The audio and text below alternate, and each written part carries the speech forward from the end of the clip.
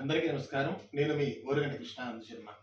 లక్ష్మీ గణపతి జ్యోతిష్యాలయం ద్వారా మనం శుభంకరి ఛానల్ నుంచి కూడా వేదిక్ ఆస్ట్రాలజీ క్లాసులు నేర్చుకుంటూ ఉన్నాము. ఈరోజు క్లాస్ 5వ క్లాస్. మే నెల 4వ తారీఖు 2026 సంవత్సరం మనం ఈ 5వ క్లాస్ నుంచి మేష లగ్నం నుంచి కూడా మీన లగ్నం వరకు కూడా నిన్న వేసినటువంటి అనుబంధమైనటువంటి చక్రం, నిన్న వేసినటువంటి క్లాస్ అనుబంధంగా లగ్న చక్రాల్లో స్వక్షేత్రాలు, గ్రహముల ఉచ్చలు, నీచలు, ఆ భావాలు ఏంటి అనేటువంటి విషయాన్ని మనం తెలుసుకుందాం. ఈరోజు క్లాసు నిన్నటి క్లాస్ నుంచి కూడా మనం నేర్చుకున్నటువంటి ఆ రాశి చక్రం ఏదైతే లగ్న చక్రం ఉందో ఆ లగ్న చక్రంలో గ్రహముల యొక్క ఉచ్చ స్థానము, అలాగే నీచ స్థానము, పరమోచ్చ స్థానము, పరమ నీచ స్థానము, స్వక్షేత్రము, ఇవి ఇంపార్టెంట్ పాయింట్స్గా ఈరోజు క్లాస్లో మనం తెలుసుకోబోతున్నాం. కాబట్టి ఈ క్లాస్ని చక్కగా మీరు అందరూ కూడా ప్రతి ఒక్కరు కూడా స్కిప్ చేయకుండా పూర్తి వరకు కూడా చూసి ఆ క్లాస్లో చెప్పినటువంటి పట్టిక ఆధారంగా ఇచ్చినటువంటి పాయింట్స్ని మీరు ప్రతి ఒక్కరు కూడా నోట్ చేసుకోండి. తద్వారా ఈ యొక్క పాయింట్స్ చాలా ఇంపార్టెంట్. ఎందుకంటే మనం ఎవరైనా సరే శిశువు జన్మించిన తర్వాత ఇచ్చేటువంటి జన్మ తేదీ, సమయము, స్థలము ఆధారంగా వచ్చినటువంటి లగ్న చక్రం వచ్చిందనుకోండి, ఆ లగ్న చక్రంలో గ్రహములు ఉచ్చ స్థానంలో ఉన్నాయా, నీచ స్థానంలో ఉన్నాయా, లేదా పరమ ఉచ్చ స్థానంలో, పరమ నీచ స్థానంలో ఉన్నాయా, స్వక్షేత్రంలో ఉన్నాయా అనేటువంటి విషయం రేపటి క్లాస్ దీనికి అనుబంధంగా కూడా ఉంటుంది. నిన్నటి క్లాస్కి అనుబంధంగా ఈ రోజు క్లాస్ నేను చెప్పడం జరుగుతుంది. ఇది ముఖ్యమైనటువంటి విషయం కాబట్టి ఈ ఒక్క టాపిక్ మీద నేను క్లాస్ తీసుకుంటాను. ఈరోజు వెళ్ళిపోతున్నాను. 5th క్లాస్ అండి. ఈరోజు ఇంపార్టెంట్ పాయింట్ కూడా చెప్తాను. ప్రతిరోజు కూడా క్లాస్లో ఒక ఇంపార్టెంట్ పాయింట్ కూడా మీకు చెప్పడం జరుగుతుంది. ఆ పాయింట్ అందరూ కూడా నోట్ చేసుకోవాలి. ఇంపార్టెంట్ పాయింట్స్ అండి. ఎందుకంటే క్లాస్ ఎక్కడైనా సరే మీరు మధ్యలో కనుక స్కిప్ చేశారంటే ఆ ఇంపార్టెంట్ పాయింట్ అనేది మీకు ఖచ్చితంగా మిస్ అయిపోతుంది. కాబట్టి ఖచ్చితంగా మీరు ఆ ఇంపార్టెంట్ పాయింట్ కూడా రాసుకోవాలి. శిశువు జన్మించినటువంటి కాలం పగలు కాలం అయితే మాతృకారకుడు రవి, పితృకారకుడు చంద్రుడుగా ఉంటాడు. ఈ పాయింట్ రాసుకోండి. శిశువు జన్మించినటువంటి సమయం పగలు కాలం అయితే మాతృకారకుడు పగలు అధిపతి రవి, రాత్రి కాలానికి అధిపతి చంద్రుడు కాబట్టి పితృకారకుడు చంద్రుడుగా ఉంటాడు. అదే కనుక శిశువు కనుక రాత్రి సమయంలో జన్మిస్తే మాతృకారకుడు చంద్రుడు, పితృకారకుడు రవిగా ఉంటాడు. ఈ పాయింట్ ఇంపార్టెంట్గా నోట్ చేసి పెట్టుకోండి. ఇప్పుడు నిన్నటి క్లాస్లో నుంచి మన అనుబంధంగా ఈరోజు క్లాస్లోకి వెళ్ళిపోతున్నాను. 5th class. ముందుగా శ్రీ గురుభ్యో నమః. శ్రీ లక్ష్మీ గణపతి జ్యోతిష్యాలయం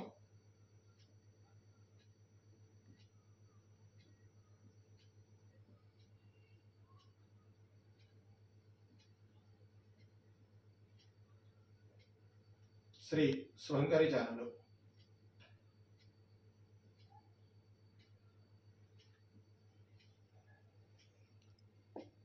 ఇందాక నేను ఒక ఇంపార్టెంట్ పాయింట్ చెప్పాను. ఆ పాయింట్ అందరూ కూడా నోట్ చేసుకున్నారని చెప్పేసి అనుకుంటున్నాను. మళ్ళీ చెప్తున్నాను.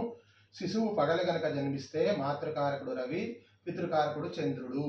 అలాగే శిశువు కనుక రాత్రి కాలంలో కనుక జన్మిస్తే పగలు కారకుడు మాతృకారకుడు చంద్రుడు, పితృకారకుడు రవి. ఈ పాయింట్ని మీరు నోట్ చేసి పెట్టుకోండి. కాబట్టి ఆ అపసవ్య చక్రం తీసేశాను. వీళ్ళు పంచాంగంలో మాత్రం లగ్న చక్రాలు చూసేప్పుడు మాత్రం ఆ అపసవ్య చక్రంగానే ఉంటాయి.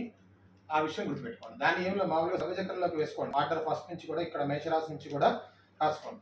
ఇప్పుడు మనం నిన్న గ్రహాలు నేను ఈ మేషచక్రం నుంచి కూడా ఆ యొక్క రాశి లగ్నాధిపతుల్ని మీకు రాసి ఇవ్వడం జరిగింది. కాబట్టి ముందు అందరూ కూడా చక్కగా లగ్నాధిపతులు రాసేసుకోండి. ఇక్కడ నుంచి ఫస్ట్ హౌస్ ఎవరిది? మేషం. కాబట్టి ఇక్కడ మే అనేటువంటి విషయం గుర్తుపెట్టుకుంటూ మేషరాశికి, మేష లగ్నానికి అధిపతి ఎవరండి? కుజుడు. తర్వాత వృషభ లగ్నం, వృషభ లగ్నము లేదా శుభరాశికి అధిపతి శుక్రుడు. మిథున లగ్నము మూడవది, మిథున లగ్నానికి అధిపతి బుధుడు. కర్కాటక లగ్నం, కర్కాటక లగ్నానికి అధిపతి చంద్రుడు. సింహలగ్నం, సింహలగ్నానికి అధిపతి రవి. కన్యాలగ్నం, కన్యాలగ్నానికి అధిపతి బుధుడు. తులాలగ్నం, తులాలగ్నానికి అధిపతి శుక్రుడు. వృశ్చికం, వృశ్చికానికి అధిపతి కుజుడు. ధనుర్లగ్నం, ధనుర్లగ్నానికి అధిపతి గురుడు. మకరం, మకర లగ్నానికి అధిపతి శని. కుంభానికి అధిపతి శని. మీనం, మీన లగ్నానికి అధిపతి గురు. కదా, ఇదందరికీ కూడా నిన్నటి క్లాస్లో క్లియర్గా తెలిసిపోయింది ఈ పట్టిక అనేది. సో ఇదే నేనేం చెప్పాను, ఇవే రాశులు ఈ గ్రహాలకి అధిపతులు అంటే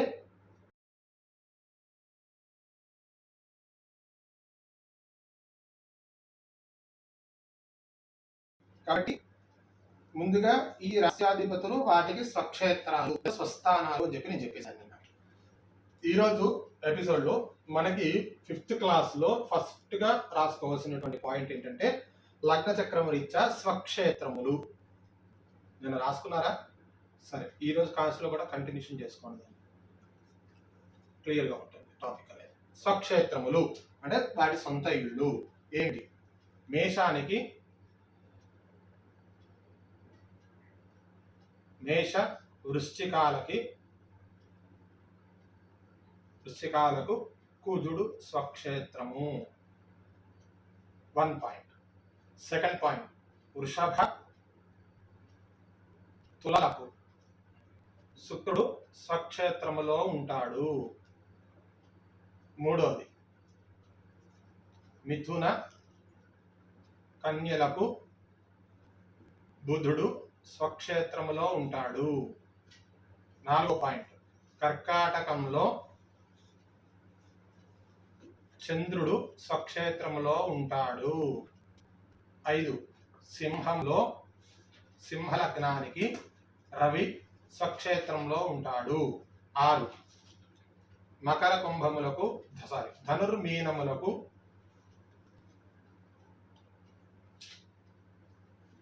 గురుడు స్వక్షేత్రములో ఉంటాడు. 7, మకర కుంభములకు శని స్వక్షేత్రములో ఉంటాడు. ఈ పాయింట్స్ మీకు క్లియర్గా ఈ విషయం మీద అవగాహన. ఇక్కడ ఎవరికైనా సరే ఒక క్వశ్చన్ అనేది రావాలి. ఇప్పుడు నేను చెప్పినటువంటి పాయింట్స్లో మీకు ఎవరికైనా క్వశ్చన్ అనేది రావాలి. మీకు కనుక ఆ క్వశ్చన్ వస్తే ఇక్కడ వచ్చినటువంటి గ్రహాల రీత్యా కానివ్వండి, నేను చూపించినటువంటి రాశుల రీత్యా కానివ్వండి, ఒక క్వశ్చన్ మీకు మనసులో రావాలి. అదేంటి మీకు కనుక తెలిస్తే కామెంట్ రూపంలో నాకు తప్పకుండా తెలియజేయండి. ఖచ్చితంగా క్లాస్ని ఎవరైతే ఖచ్చితంగా ఫాలో అవుతున్నారో వాళ్ళకి ఆ క్వశ్చన్ అనేది ఆల్రెడీ ఇప్పుడు వచ్చేసే ఉంటుంది. ఆ క్వశ్చన్ ఏంటో అనేది మీరు నాకు తెలియజేయాలి. సరే, ఇప్పుడైతే స్వక్షేత్రాలు చెప్పేశాం కదా, ఈ స్వక్షేత్రాలు క్లియర్గా ఒక పట్టికలో మీరు రాసి పెట్టుకోండి. తర్వాత నెక్స్ట్ ఇంపార్టెంట్ వెళ్ళిపోతున్నాను. స్వక్షేత్రాలు అయిన తర్వాత గ్రహముల ఉచ్చస్థానములు నీచస్థానములు. గ్రహముల ఉచ్చస్థానములు నీచస్థానములు. ఏ రాశిలో గ్రహం ఉన్నప్పుడు అత్యుత్తమైనటువంటి ఎక్కువ ఫలితాలను ఇస్తుంది అంటే అది ఉచ్చస్థితిలో అని అర్థం.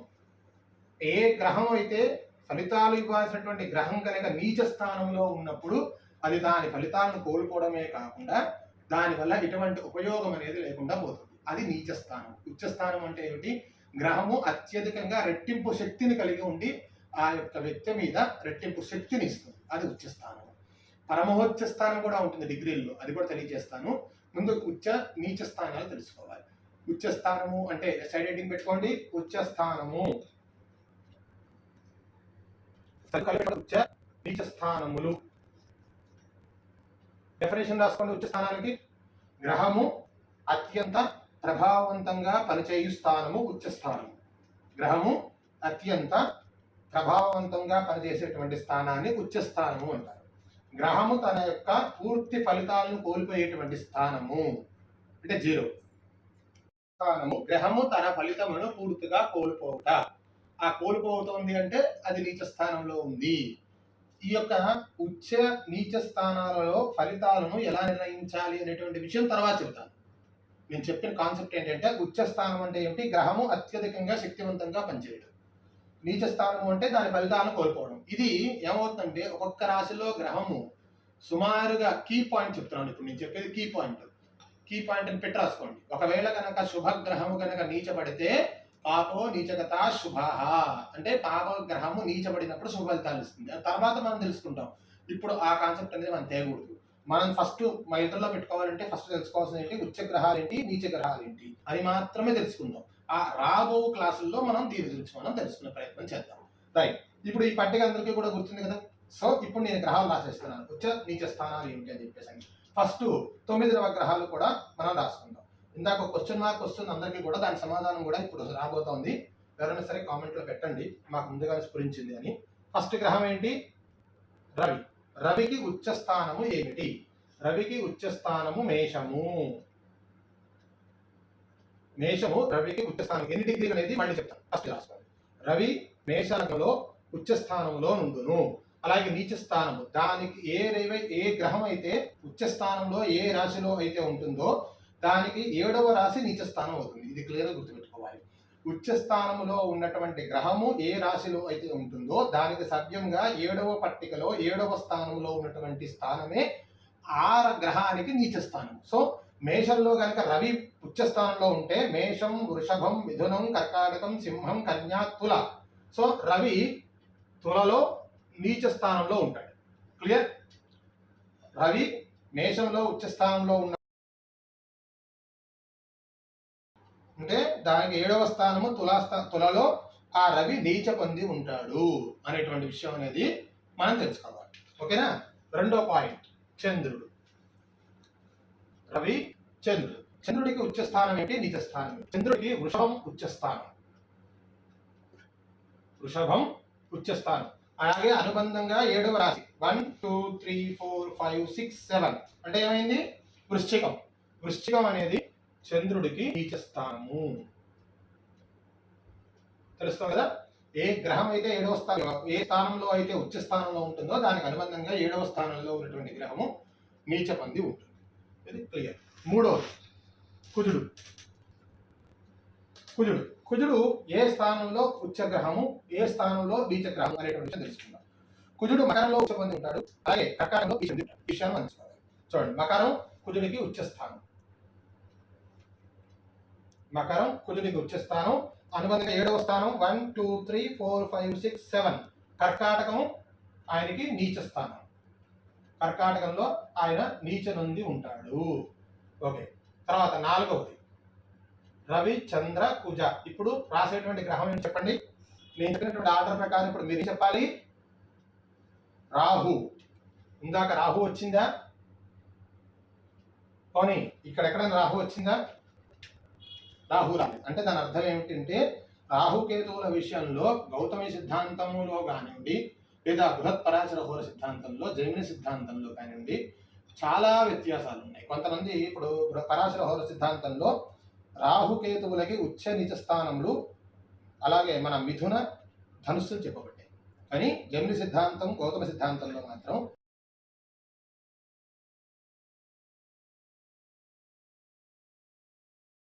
నేను ఇందాక మీకు చెప్పిన విధంగా రవికి మేషము, త్వరలో నీచ అనేటువంటి విధానంగా మీకు ఇక్కడ చిన్నగా పట్టికలో రాశాను. రవికి మేషము ఉచ్చ, శని నీచ స్థానము, వృషభంలో చంద్రుడు ఉచ్చ, రాహు ఉచ్చ, అలాగే కర్కాటకంలో గురుడు ఉచ్చ స్థానము, కుజుడికి నీచ. అలాగే కన్యాలగ్నంలో బుధుడు ఉచ్చ స్థానము, శుక్రుడికి నీచ. తులాలగ్నంలో శని ఉచ్చస్థానము, రవికి నీచ. వృషభంలో కేతు ఉచ్చస్థానము, చంద్రుడు, రాహు నీచ. మకరంలో గురుడు నీచ, కుజుడు ఉచ్చస్థానము. మీనంలో శుక్రుడు ఉచ్చస్థానంలో ఉంటాడు, బుధుడు నీచస్థానంలో. ఈ పట్టిక చాలా ఇంపార్టెంట్. ఈ పట్టిక ప్రకారము చాలా వరకు కూడా జాతక చక్రం అనేది నిర్ణయం అయిపోతుంది. ఎంత? 60%. స్వక్షేత్రంలో ఉన్నటువంటి గ్రహాలు, ఉచ్చస్థానంలో ఉన్నటువంటి గ్రహాలు, లేదా నీచ పొందినటువంటి గ్రహాలు, వాటి యొక్క భావాల చేత జాతక చక్రంలో జాతకుడిని చాలా వరకు కూడా విశ్లేషించవచ్చు. మిగిలిందంతా మహర్దశలు, తర్వాత అష్టకవర్గు, తర్వాత బిందువులు, అష్టవర్గ బిందువులు, తర్వాత దశాశేషం కనుగొనేటువంటి విధానం, ఇదంతా కూడా నవాంశ చక్రాలు. కానీ ప్రధానంగా జన్మ చక్రంలో మనం వేసుకునేటువంటి ఈ యొక్క స్వక్షేత్రములు, ఉచ్చ నీచ స్థానముల అనుగుణంగా మీకు ఖచ్చితంగా జాతకుడి యొక్క విశ్లేషణ అనేది అక్కడ 60% అనేది జరిగిపోతుంది. కాబట్టి ఈరోజు క్లాస్ మీకు నేను ఎక్కువ చెప్పదలుచుకోలేదు. ఇంపార్టెంట్ పాయింట్ నేను చెప్పాను కాబట్టి ఈ పాయింట్ని మీరు గుర్తుపెట్టుకోవాలి. ఈ పాయింట్స్ మీరు గుర్తుపెట్టుకుని స్వక్షేత్రములు, ఉచ్చ నీచ స్థానములు కంఠోపాఠం చేసేసేయండి. కంఠోపాఠం చేసిన వాళ్ళకి జాతకం 100%లో 60% మీరు నేర్చుకున్నట్టే లెక్క. ఇంకా 40% అనేది చాలా ఈజీగా వచ్చేస్తుంది. ఒక్కసారి కనుక పట్టిక వేసుకుని వేసుకున్నారా తగడగా వచ్చేస్తుంది. ఈ ఉచ్చ స్థానాలకు పట్టిక వేసుకోండి, నీచ స్థానాలకు పట్టిక వేసుకోండి. ఏం లేదు, ఒక రాశి దాని 7వ రాశిలో 7వ భావ రాశి నీచనంది ఉంటుంది. Simple topic. మనకు చూసేందుకు ఎక్కువ కనబడుతుంది, ఎందుకంటే నేను మెయిన్ పాయింట్ చెప్పాను కదా. ఇంపార్టెంట్గా 60% జాతకం ఇక్కడ తేలిపోతుంది అన్నప్పుడు అదేదో పెద్ద పాయింట్లా కనబడుతుంది. పెద్ద పాయింట్లా మనం చూడకూడదు, దాన్ని చాలా చిన్న పాయింట్లా చూసుకోవాలి. కాకపోతే కంఠోపాఠం చేసుకోవాలి. ప్రధానంగా మనకి ఏమిటంటే నక్షత్రాలకి సంబంధించినటువంటి అధిపతులు ఇది క్లియర్గా మీరు నేర్చుకోవాల్సినటువంటి ఇప్పటివరకు జరిగేటువంటి 5 క్లాసులలో నేర్చుకోవాల్సినటువంటి ఇంపార్టెంట్ పాయింట్లు ఏంటంటే గ్రహాలు, వరుస క్రమం. ఆ వరుస క్రమం అనేది మర్చిపోకుండా నేర్చుకోవాలి. ఈ వరుస క్రమం అలాగే నక్షత్రాలు, గ్రహాలు అధిపతులు చెప్పాను కదా, 3 నక్షత్రాలు ఏ గ్రహాలకు అధిపతులుగా ఉంటాయి అనేటువంటి విషయం. కాబట్టి అదొకటి. తర్వాత రాశి చక్రం వేసేటువంటి విధానం, అలాగే స్వక్షేత్రములు,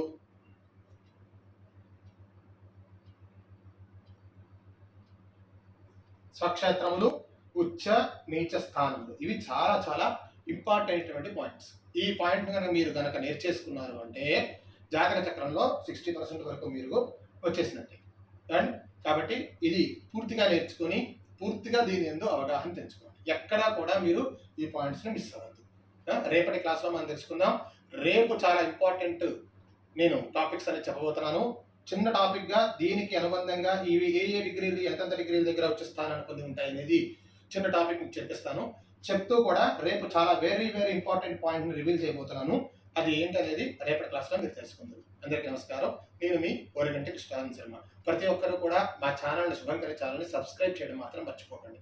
మీరు సబ్స్క్రైబ్ చేస్తూ ఒక లైక్ చేశారు అంటే అది ఎంతో ఉత్సాహాన్ని ఇస్తుంది. కాబట్టి మీరు ఆ విధంగా ఈ యొక్క ఛానల్ని ముందుకు తీసుకెళ్తారని కోరుకుంటున్నాను. అందరికీ నమస్కారం.